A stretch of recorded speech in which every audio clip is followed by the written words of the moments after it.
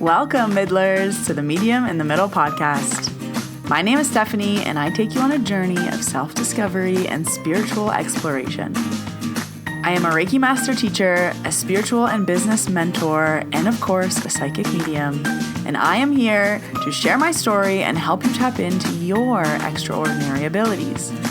Join me every Wednesday as we dive into the realms of intuition, energy healing, and all things mystical. Whether you're a seasoned spiritual seeker or just dipping your toes into the magical waters, this podcast is your go-to source for inspiration, guidance, and a whole lot of lessons and laughter along the way. Let's get started.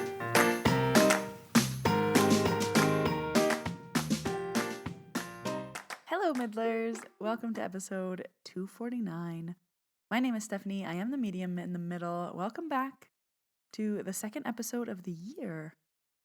And today's episode is the much awaited money episode. I've gotten emails and DMs and messages about how did you get this money, Steph? And let me tell you, I'm so happy to tell you.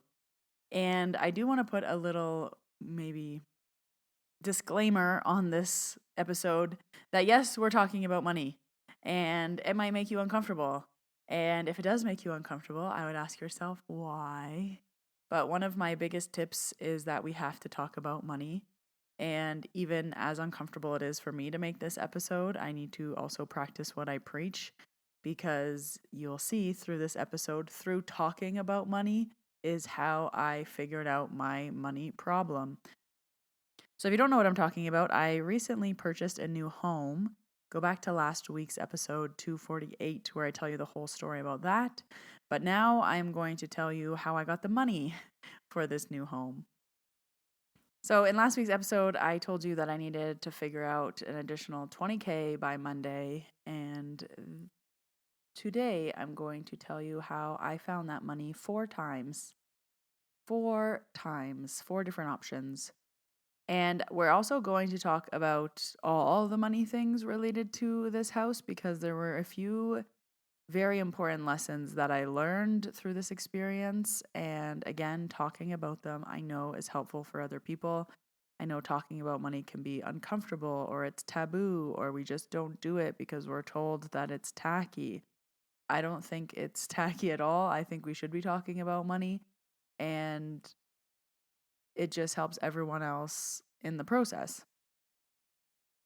So before I tell you the $20,000 by Monday story, I want to reverse a little bit, because there was a few things in last week's episode that I didn't stress enough, and another story that I want to tell you about how this whole money situation even started. So number one, the house that I am in right now was $100,000 more than my budget. My perceived budget. So I was already, again, I always like to use big numbers, like think you're going to find $1 million on the floor, and $100,000 is a lot of money. So I was just thinking, like, this is already way more than I thought I could afford. And I was running numbers. My friends were sick of me. I was like, I got to do math. I got to run numbers. What if interest rates are this? How much would my monthly payments be? What if interest rates are this? How much would my monthly payments be? What if I put this much down? How much would my monthly payments be? What if I put this much down? How much would my monthly payments be? And I was trying to find the sweet spot of how much I needed down plus what rates were at to figure out what I could afford for a monthly payment, or how high I wanted my monthly payment to go. So I was doing all this math, which is how I figured out that I needed the $20,000 difference, and I needed it in not debt. So I was just like, if I put it on the debt, I then have to pay it back, which then ups my monthly payment. So I need essentially someone to give me $20,000. So let's rewind from even that. I have been wanting to move my mortgage. So this year, with rates going down, I wanted to start the process of moving my mortgage. So I was going through, I had to get my house appraised. I was going through the banks. I was getting different quotes. I was talking to different banks. I was pitting them against each other to give me better rates. And I was already going through this process. So I actually had the money was supposed to be delivered to me 1 week before I found the listing to this house. And on the day I was supposed to get the money, something was wrong. And the bank was like, hey, because I live in Banff, Alberta, we have to deal with parks. And there was a delay with parks. So they said, hey, the money's going to be delayed by a week. You'll get it next Friday. And I was like, yeah, whatever, because it didn't matter to me when I was getting the money. I was just paying off my other mortgage to move it over to save money. It was going to lower my payments by $300 a month, which is now funny seeing that I'm higher. But anyways, so I wanted to lower my monthly payment. And if you remember when interest rates went up a few years ago, my mortgage payment went up by $600 a month. So I was just trying to rebalance that. I was like, okay, I went up 600. If it goes down 300, then, we're kind of back in the normal range.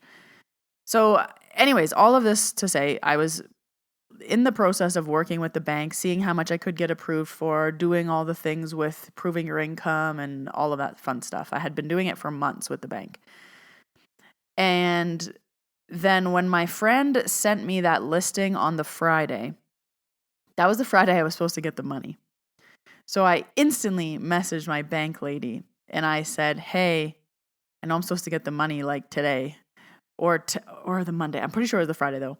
And I was like, I'm going to see a house unexpectedly. And she kept telling me that if I wanted to purchase a house, that we wouldn't move the mortgage onto my current house. We would move it to the new house, and I was already approved and I already had the money and blah, blah, blah. So she was like, you don't want to pay the lawyers twice. And I was like, okay. So anyway, so I messaged her and I was like, hey, kind of like random turn of events. I know I'm supposed to get the money like literally tomorrow. I was just sent a listing and I'm going to see it. And if I like it, I'm putting an offer. So can we like hold off by a day? And she wrote me back and she was like, yep, like let me know what's going on by Monday. And I was like, okay. So already I had gone through this appraisal and I kind of knew how much I was approved for, which is why I knew that I would need $20,000 more. Okay, so now Friday is when I saw the listing. Saturday is when I saw the house. Saturday night was when I was going for dinner with my friends, and I had a friend staying with me. So she was helping me with all this math as well. So Saturday night, like I told the story in the last episode, is when I was out to dinner and I was like kind of talking through my thoughts with my friends, and I was telling them I just need to find $20,000 by Monday, and I think I have the math on this. And they were laughing at me and they were like, yeah, Steph, we all want to find $20,000 by Monday. And I just thought in my head, yeah, but I'm going to find it. So the conversation with me and the friend that was staying with me was a lot about money and mortgages and interest rates and how much down and how much this and how much that. And I just kept thinking like, I need to find $20,000. Someone needs to give me $20,000. Someone needs to give me $20,000 that I don't need to pay back. Because yes, there's lots of ways that I can get this money and have to pay it back. But then my monthly payments go up too much. So I'm thinking and thinking and thinking. One of the biggest manifesting tips I always say, when you're looking for $5, you can find $5. When you're looking for an extra $100, you can find an extra $100. And I was like, why can't I apply this to $20,000? When you're looking for $20,000, it is easy to find $20,000. Don't get mad at me. It's a true statement. Anyone ever needs money, I always am like, great, how could you make that money? How many extra clients? How many extra shifts? What can you sell in your home? Can you go shovel snow? Can you go, if you need an extra $100, there's always an extra way to find it. And I'm like, okay, I can apply that same thing to $20,000. So I start to think, how can I get $20,000 by Monday without having to pay it back? And I didn't actually need it by Monday. I just needed to like figure out how I could get it by Monday, because if they accepted my offer, I then had 2 weeks of conditions, but I wouldn't actually need the money until closing. So I actually didn't need the money for months, but I needed to figure out how I could get the money by Monday. So I'm thinking, how can I get $20,000? Who's going to give me $20,000? Who would give me $20,000? How can I get $20,000 that I don't have to repay? Okay, what if I sell my car? Well, no, I'm not going to lose money if I do that. Okay, well, what if And because I already knew how much I was approved for on the mortgage, I didn't think that that was an option. And also that would increase my monthly payments. So I was like, okay, no, I'm not doing that. So I'm thinking. So here are the 4 ways that I found out, because I was telling everybody, how do I find $20,000 by Monday? How do I find $20,000 by Monday? I was talking on the phone to my mom. I was talking on the phone to my dad. I was talking on the phone to my friends. Like, how do I find $20,000? First way I found it. You guys all know that I talk to my grandma every single day, my taita. I still talk to her every single day. I don't tell you guys as much as about her because it's pretty mundane. We just talk about the weather, talk about what we eat.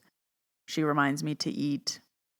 That's about it. But I've been calling her every single day for at least the last 5, 6, 7 years. I'm not sure. And we have a pretty close relationship. And I was like, Taita has money. But I was like, okay, I don't want her to just give me money. But what could I ask her? And I was like, oh, I know all the grandkids are getting inheritance. I was like, I could ask Taita for early inheritance. And I know some of you are squishing your nose right now and squirming. But I have a very good relationship with this woman. We are close enough that I can ask her that. I talk to her every single day. I am her oldest grandchild, so I've been in her life the longest. And I just felt like we had the relationship that if I needed money to buy a house, and I know she has inheritance for me, that I could ask her for this inheritance early. So I did. And she said yes. Now, there's a language barrier with Taita, and she also wears hearing aids. So I didn't quite know for sure if she understood what I was asking. So I asked her 4 days in a row. I said, do you understand what I'm saying? Do you understand what I'm asking? And she's like, yes, if you need help. Yes, we got you. And I was like, no, I'm not asking for help. I'm asking for money I don't have to pay back. I want my inheritance early. I know you're going to give me inheritance. I have an idea of how much it is, and I just want it early. Like, we can tell the other grandkids what we're doing. We cannot tell the other grandkids. No one else is buying a house right now. And, blah, blah, blah. She's like, yes. I was like, okay. So then I thought, to do my due diligence, I should tell my mother. And I was like, Mom, this is what I did. I asked Taita. And of course, how dare you ask for early inheritance? What do you think? That's so tacky. That's inappropriate. And I was like, pardon me. Is it really inappropriate? A woman that I have built a relationship with over the last 35 years, that I talk to every single day. She knows everything about my life. I know everything that she eats. Is it really inappropriate to ask a 93-year-old woman, while I am buying and purchasing a house, when I need the money now, when she is alive and she can see the fruits of her labor, she can know she's helping me, it will make her happy knowing that she purchased a piece of this house for me. Is it really inappropriate? Well, then the grandkids, and I can explain it to my cousins, who again I have good relationships with. They're not buying houses right now. They're all in their early 20s or late teens. Well, you'd have to talk to your uncle. Okay, great. I'm happy to get on a phone call with my uncle and say, hey, Holu, this is what I'm doing. I talked to Taita. She said yes. What do I need to do? Do I need to sign something that says, I received my inheritance early, So there was all these roadblocks that everyone was putting up about how inappropriate this was that I asked Taita for early inheritance. So I'm like, Mom, can you just talk to her in person in Lebanese and make sure she knows that what she's saying yes to? She's like, yeah, I talked to her. She said yes. I was like, okay. But then this kind of got in my ear. And I was like, is it inappropriate? Should I be doing this? Should I be asking Taita? Should I be asking my uncle? I was like, I'll find another way. I don't need help. So then I got into this, I'll find another way. I'm not going to ask people for help. Everyone is saying how bad it is that I'm doing this and how inappropriate it is. I don't think it's inappropriate at all. We have a good relationship. I know it's coming. She's 92. But I was like, I didn't want to hear about it anymore. So I was like, fine, I'll find another way. And I started getting on this high horse of like, I'll do it on my own then. So then my mom was like, if you need the help, we can help you. Like, I can lend you the money if you need the 20,000. And I was like, no, like now that I'm going to do it on my own, I'll figure out how I can do it on my own. So number 1 was from Taita. Number 2, my mom offered to help me, but I was like, no, I want the second house to be all on my own, because I did have to get my mom to sign for my first house because I couldn't get it alone. So I wanted everything in my name this time. My stubbornness came out on this house, and I was like, I don't want anyone else's name anywhere, on the bank, on loaning money, on nothing. I was like, if I'm going to do this, I now want to do this by myself. So I was like, okay, fine. If I want money and I need $20,000, how can I now make $20,000? Because, the people who are going to give it to me, I'm not going to ask them anymore. And I need to make $20,000. I was like, well, I have 2 months till closing and I can make $20,000. I was like, I would just need that in my bank by the time of closing. I can do that. So that's what I did. I spent October and November working my tushy off. I probably ran like 6 or 7 card readings. I worked almost every single day. I opened up extra clients. I ran those 2 masterminds. So in October, I ran the business numbers workshop that I run every October. And then in November, I ran the Advanced Reiki Practitioner Masterclass. And I held a Black Friday sale, and I just did everything I could possibly do to be like, I can make an extra $20,000. I did it the last time I needed the house. I needed more money for a deposit, so I added in a bunch of extra Reiki trainings, and I did it again. So I was like, you know what? I did it again, and I got pretty close to the amount that I needed, and there was about $5,000 that I needed more. So I had already gone back to the bank and asked for more money like 3 times, so I was approved for a certain amount. And I was like, well, what about this amount? And they're like, oh yeah, you can have that amount. And then I went $10,000 more than that. And I was like, what about this amount? And they're like, yeah, you can have that too. And then I needed $5,000 more. So I was like, $5,000 isn't going to make a difference on my payment. What if I have $5,000 more? And the bank was like, yeah, you can have that too. And then finally I was like, can you just tell me how much I'm approved for? Because I just keep asking for $5,000 more like it's a big deal, not thinking I'm going to get it from the bank. Can you just tell me what my maximum approval is? Because before I didn't care about what my maximum approval was. It was based on the evaluation of my home. So then the bank told me my highest evaluation that I could get from them on a mortgage, and it was an additional $50,000 that I had access to. Obviously, I didn't want to use that $50,000 because it would increase my monthly payments. But I was like, here I am freaking out about $5,000, and the bank can give me an extra $50,000 if I needed it. So if I needed it, I could add to my monthly payment. And if I needed it, I could work, an extra day a month, an extra few days a month to make the few extra $100 to make the payments. And I was like, why am I thinking in such a lack mentality? So when you're looking for $20,000, you can find it. The 4 ways I found it. Number 1, Taita's inheritance. Number 2, my mom offered me to help. I then turned stubborn and decided I wanted to do everything on my own. So I decided to just make the money. And then I could have got it from the bank all along, which just took off a lot of stress as well, to also be like, if I didn't want to empty my bank account, I have options here. So this was all figured out by Monday. I had those options. I think it was like Wednesday by the time I heard from the bank and everything. And my house was for sale by this time. It was on the market, and I waited. And I thought that because the last 3 houses that I saw sold within 24 hours, I was expecting my house to sell within 24 hours. So after every viewing, I was waiting for it to sell. After every viewing, it was waiting for it to sell. And it's a very anxious time, and I don't have a lot of stress in my life, and this was very stressful because, you're waiting for someone, you're waiting for a viewing, you're waiting for a message, you're waiting for feedback, you're waiting to hear back, you're waiting for an email from the bank. And I was like, oh wow, this is really overwhelming. And also, why isn't my house selling? And I was like, oh yeah, I'm psychic. I can just tune in and see when it's going to sell, who's going to be the buyer. Because every time I got a showing, I knew that it wasn't the buyer. Every time they were like, hey, can we show tomorrow at 7 p.m.? I was like, yeah, but in my head, I was like, those people aren't buying it. And then, hey, can we have a showing tomorrow at noon? Yeah, but in my head, I'm like, those aren't the buyers. And then, hey, so-and-so wants to come see it a second time. And I was like, yeah, no problem, but they're not going to buy it. Again, I'm a psychic. I know these things. So I'm like, okay, I'm a psychic. I know that every time these people come in, they're not going to put an offer in. I know that every time these people come in, they're not going to buy my house. Let me see what else I can know. And this is what I got.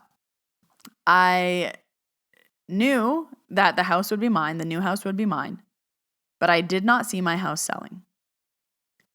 And I was like, well, this doesn't make sense because I can't get the new house without this house selling. So that's all the information that I had, though. I knew that the new house was mine, but I could not see, in my mind's eye, I could not see my house selling. So I was like, well, maybe I just can't see that because I'm not privy to that information. It's not highest good. I'm not supposed to know all of the things. And I was like, maybe I just don't know. But I just had this really strong feeling that my house was not going to sell. But there was absolutely no doubt in my mind that the new house was going to be mine. So I was like, well, this doesn't make sense. And I just posted a reel on Instagram where I talked about how Banff is small, so I could walk by the new house pretty easily. And I walked by it 1 to 3 times a day because I have a dog who has to pee 1 to 5 times a day outside. So I'd go for a little walk by the house. And I would look at it and all signs pointed to yes. Like I could feel it in my bones. I could see myself living there. I could see myself paying bills there. I could see myself putting in the laundry there. I could see myself bringing in the groceries there. I could see Archie peeing out front there. I could see everything there. And I was like, there's no doubt that house is mine. I was like, the only doubt I have in my mind is of my house selling. So again, I started to think about how I could keep both houses. And there was this roadblock in the way because there's the equity that I needed from the house was so much money that I was like, I can't add it to the mortgage. Even if I rent it, I can't add it to that mortgage because then the renters wouldn't cover the mortgage and then this and that. And I was like, and then I can't afford to add that amount of debt onto the amount of debt that I'm already covering. And the banks wouldn't give me that amount of debt anyways because that's insane to give to one person. So all these things are running through my mind. Now, we remember the friend that was sending me all of the listings. We sent each other listings back and forth when we found them from last episode. She was also looking for a house. And she also owns a house in Banff. Hers is a little bit bigger than mine. We bought around the same time. I know how much she bought for. I know how much she rents for. Again, when we talk about these things, because we're all buying houses around the same time. And she was looking to buy a house in Calgary. So she sent me a listing of this house. And it was the same price of the house that I was looking to buy in Banff, but it was double the size because Calgary and Banff. So it was double the square footage. So I was like, what do you need this mansion for? And she's like, oh my gosh, I love this house, da da da. And she was looking at it. And then I was like, well, just go see it. And then she's like, no, it's too big. It's too much. It's too this. I was like, just go see it. I'm like, there's no harm in going to see a house. So finally I convinced her to reach out and do a showing. And sure enough, they had an accepted offer on the house. So she's like, oh, they have an accepted offer. And I was like, okay. And then a few weeks later, the house came back around. And she's like, oh, the deal fell through. The house is back around. I'm like, immediately, I was like, go see the house. I was like, you've been talking about this house. You've been wishing about this house. You've been, regretting about this house. I was like, go see the house. So she went and saw the house, and I was like, put an offer. I'm like, you have nothing to lose. You have 2 weeks to figure it out. And I was like, put an offer, conditional of finances. So she did. She put an offer. She da-da-da. Anyways, long story short, she got the house. And then she tells me that she's not selling Banff. And I was like, what do you mean you're not selling Banff? And then she's like, well, I'm not selling Banff. I can keep both. And I was like, what? How can you keep both? So it took my friend who owns a house in Banff that's similar to mine, who was buying a house in Calgary that was similar to the purchase price of mine. Literally, it was like $5,000 difference. For me to be like, well, if she can keep both, then I can keep both. So if she figured out a way to keep both, then I can figure out a way to keep both. So then I went back to the drawing board, and then I went back to math. And then I went to my friend Jacqueline at the bank. And I was like, hey, it's me again. Because at this point, me and Jacqueline had been emailing for months. Because first it was for the mortgage of my old home. And then it was for the new home. And then it was more money. And then it was all. So we had become great friends by this point. And I was like, so listen, my friend is keeping both houses. So if she can do it, how'd she do it? Also, what are my options for keeping both? And I had never asked the bank before about keeping both. I had always been like, I have to sell this house because I need the equity from this house to put towards the new house. So then my friend Jacqueline got to work and she started to figure out all of the ways that I could keep both houses. Now, this is so important because without my friend buying these houses, I think in some places they call them like expanders, where literally it's like, well, if she can do it, so can I. If she can do it, I can do it. If she found a way, I can find a way. If there's a way, I'm going to find it. So then I was like, let me keep both houses. So I found a way. Jacqueline found a way. She got me the money. We figured it all out. And then I was too afraid to pull the trigger. because I was like, this is crazy. And this is the universe telling me, it's not for you. And also, again, in my ear are my mom and my dad, who are also telling me, don't do it. When you're doing crazy things, and not even that I think this is crazy, but, I want to build wealth. I want to take risks. I want to make my life better. And they're like, Steph, don't stretch yourself too thin. Don't do this. And every single time I came back to them with a roadblock, my dad kept saying, well, just drop the deal. There'll be another house. Just drop the deal. There'll be another house. And I was like, no, this is the house. We're not dropping the deal. We're finding a way. He's like, no, this is too complicated. Drop the house. Nope, just say no. Nope, cut the deal. No. And I was like, no, that's not the solution. And my mom just kept saying, okay, well, there'll be another house. And I was like, what do you mean? She's like, what do you mean you still want this deal? I was like, of course I still want this deal. Why do you think I don't want this deal? Well, because it's just, you can just wait for another house. I'm like, no, I'm not waiting for another house. I've been waiting for a year. This is the house. I see myself in this house. And how do I explain that I know the house is going to be mine to my two Muggle parents? So again, on the phone, my parents are just saying, no, drop the deal, leave it. It's not the time. This isn't right. Your house isn't selling. No. And in my head, I'm like, how can I make it work? How can I do this? How can I do it on my own? How can I get this house? And, all the naysayers are always like, there'll be another house. There'll be another. And I was like, no, there won't be. I've been looking at the market. I know Banff. I know what's available. I know what could come up. This is the house. There is no doubt in my mind. I have to figure out how I'm getting the house. Stop telling me to drop the deal. Stop telling me to give up. Stop telling me to, stop doing all these things. I was like, I'm going to find a way. And I found a way. So then after the bank gave me the money and they approved, and I'm talking to Jacqueline, and she said, great. So are you going to pull the condition of selling your house? And I was like, no, I'm scared. And she's like, what? And I was like, well, this is scary now. Selling my house was easy, and buying this new house, that would have been easy. Oh, just as a side note, with all the math that I was doing, and even still now in the final stages of where we're at, my mortgage payment is only $100 more than it was. I'm good at math and manifesting. $100 more. Now, that's not my bills. That's not everything else. That obviously it's much more money, but my actual mortgage payment from my old house to my new house is $100 more. When I tell you I'm good with money, I tell you I'm good with money. Okay, so, and Jacqueline is like, Steph, what do you mean you're not going to pull the conditions? And I was just like, I'm like, this is scary now. And when I worked for Lululemon, the biggest thing that they always say was step outside your comfort zone once a day, do scary things. And I was like, this is a scary thing, but this is a scary thing with money. And I would own 2 houses in Banff, and the debt is debting. And I don't have debt. I don't like having debt. I don't like owing someone $5. I don't have a car payment. I don't have a credit card payment. I don't have student loans. I've always worked 3 jobs. I've always paid things off. I was taught that from a young age. You do not buy what you can't afford. And again, I was having another conversation with another friend while I was standing in my new house, and she was talking about how she wanted to buy a new couch. And the couch was $900. And she would only have to pay $50 a month for the next 5 years. And I was like, well, yeah, that doesn't sound too bad when you say $50 a month for a new couch, but why don't you just save $900? And she was like, oh, you don't want to know about the debt that I have. And she was like, I wouldn't be able to do that. And I was like, okay, great. So you don't get the couch.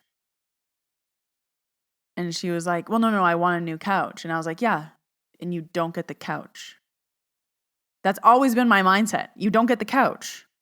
I was like, also, how often do you sit on your couch? She's like, well, I sit on my couch a lot. And she just recently started a business. I was like, perfect. So you probably sit on your couch too much. Get off your couch and get to work.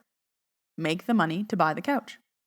And this isn't conforming to hustle culture, because I really don't want to preach hustle culture. But when you're starting your own business, there is only hustle in the first 3 to 5 years. You don't get to sit on the couch in the first 3 years of starting a business. That's the reality. And if you think that you are sitting on your couch every night at 7 p.m. watching TV, if you have time to sit on your couch and watch TV, you have time to build your business. So I know that about her. And I literally said that to her. Again, she's my friend. And I was like, if you have time to sit on your couch, you have time to work. And if you have time to work, you have time to make $900 for your couch. I was like, how many more sessions do you need for that? How many more clients do you need for that? I was like, make the money, then buy the couch. And she was just like, ooh, you just hit me hard with that, Steph. And I was just like, I just hit myself hard with that. Because yes, to get to where I am now, having this house, I watch what I buy at the grocery store. I watch how many cocktails I have out. I watch how much what I'm ordering is when I go to a restaurant. And I see friends that make far less money than me not do those things and then complain about money. So I'm always very money conscious and I live well below my means in order to afford things like houses and new cars paid in cash. Now, again, I can feel you guys getting pissed off at me as I say these things. And I don't say it to be conky or pretentious or any of those things, but that's just the reality of if you don't have money for the couch, you don't buy the couch. Period. And I know she doesn't need a couch. She has a couch. Well, it's uncomfortable. Good. Don't sit on the couch too long. And me and my friends talk about money. This is why we have these conversations, is to support each other, not to help her get more in debt.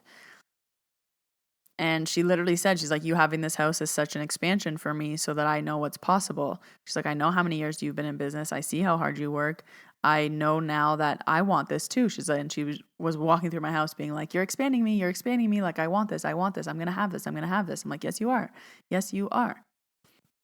Okay, so going back to the scary part. So I'm scared. I'm talking to Jacqueline on the phone, and Jacqueline's like, why aren't you pulling the trigger? And I was like, I'm afraid. I can't do it. I don't know if I actually want to do this. Why can't someone just buy my house? Why is nothing working out?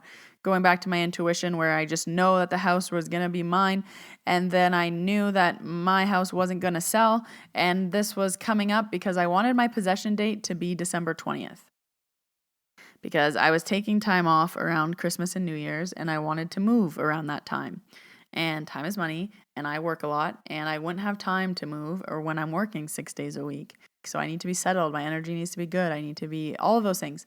So I was like, I need the closing date to be December 20th because I work till the 21st. I need to clean on the 22nd. I need to move on the 23rd.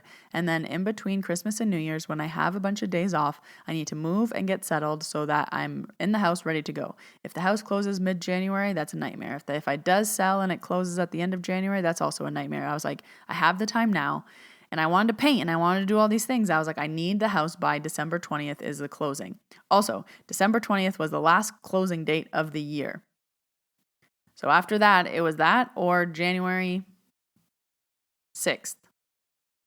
6th or 3rd, depending on the banks and the lawyers. So I was like, it was December 20th or January 6th or 3rd, and that doesn't work because I'm back to work. So because of Parks Canada needs a certain amount of days to transfer land titles. So I knew the cutoff date of if I still wanted a December 20th closing date, there is essentially the day I knew I had to pull the conditions of selling my home.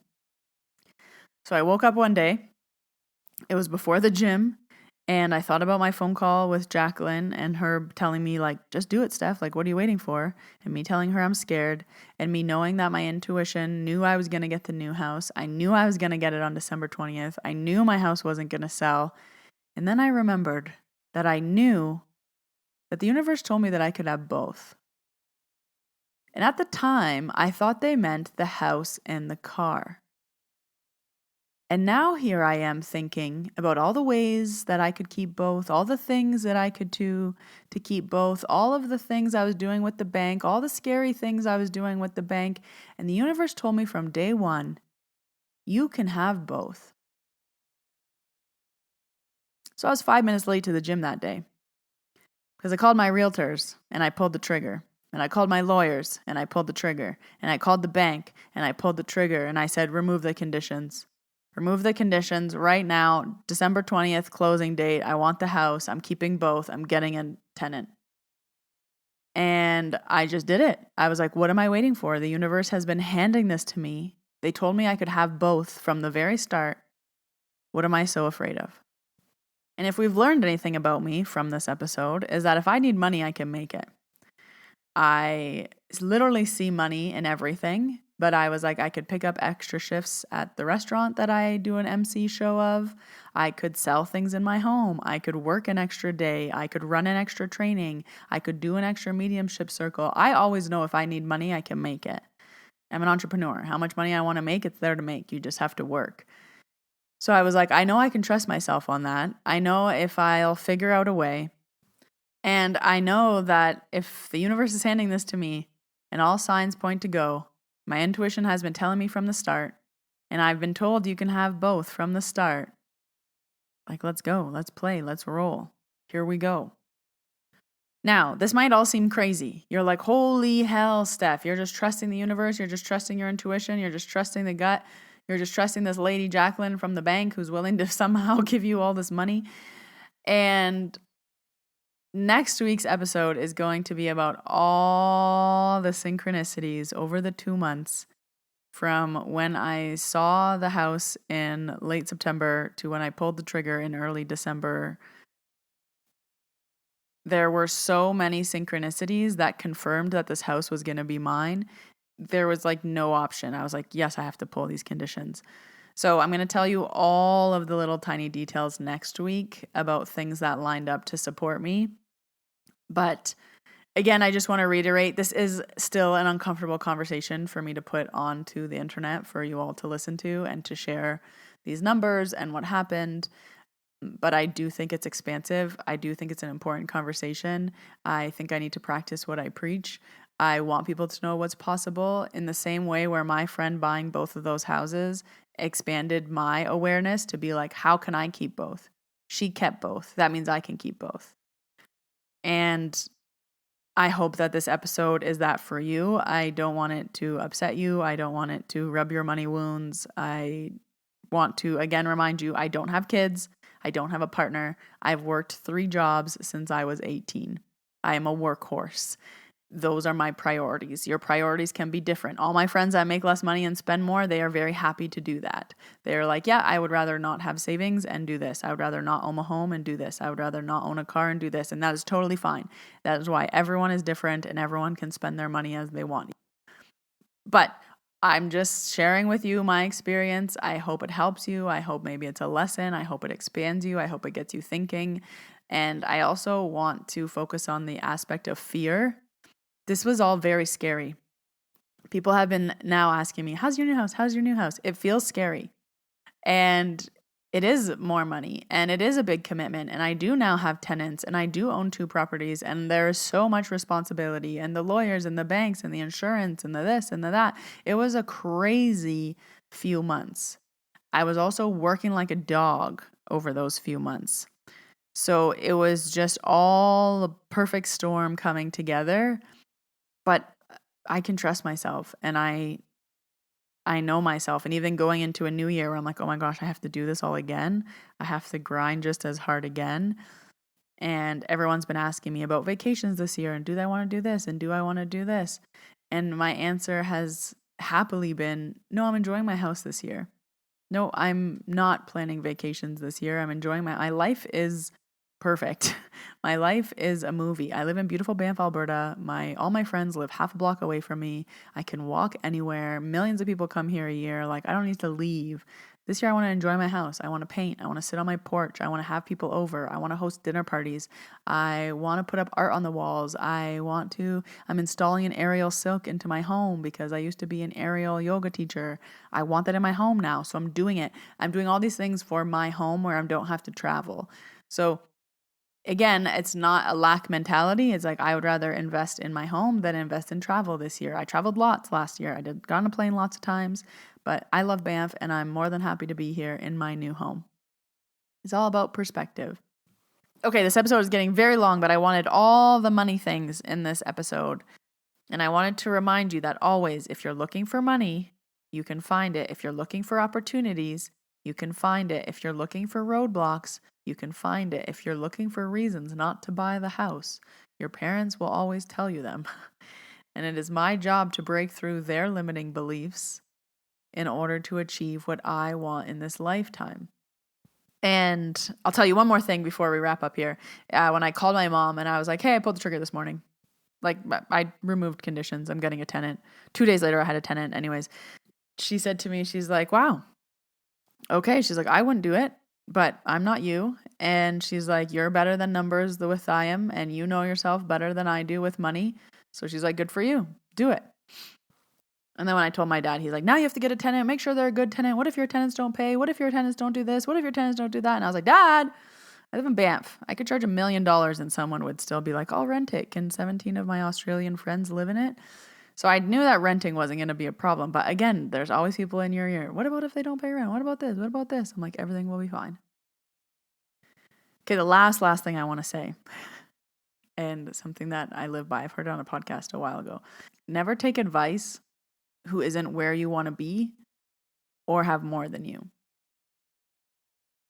And I can listen to people when they say these things to me because I'm like, yeah, you wouldn't do this, Dad. I'm going to pick on my dad for a second.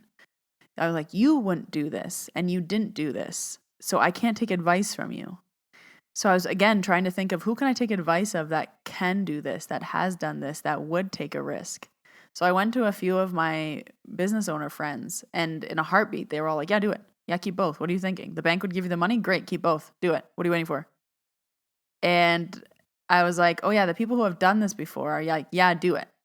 The people who have never done this before will find all the reasons why you shouldn't do it. And that's exactly why they've never done it before. So my last piece of advice is careful who you ask advice from, because you'll be in the same position as them. Okay, we just talked about money for a long time. I don't know if you like me more or less, or if you're mad at me, or if you really are thinking about your own money situation and limiting beliefs and what's available to you and finding your expanders. There's a lot in this episode, and I really hope it's helpful. The first mediumship practice circle of the year is happening this Saturday, January 18th at 11 a.m. There will be 2 practice circles in February, and I'll get those dates out ASAP for you. I know a lot of you want an evening one. Reiki trainings are in February. Reiki level 2 is the 8th and 9th, and Reiki level 1 is February 22nd and 23rd. Next week will be the final episode of this saga, telling you all the synchronicities that happened in those 2 months, because it was kind of crazy. So, of course, I have to share it with you, which is why I felt comfortable making these big money moves. So, from the new Medium in the Middle HQ, little scary, but we're here. I will see you next Wednesday, Middlers, in your ears. I hope you have an expansive week. Bye.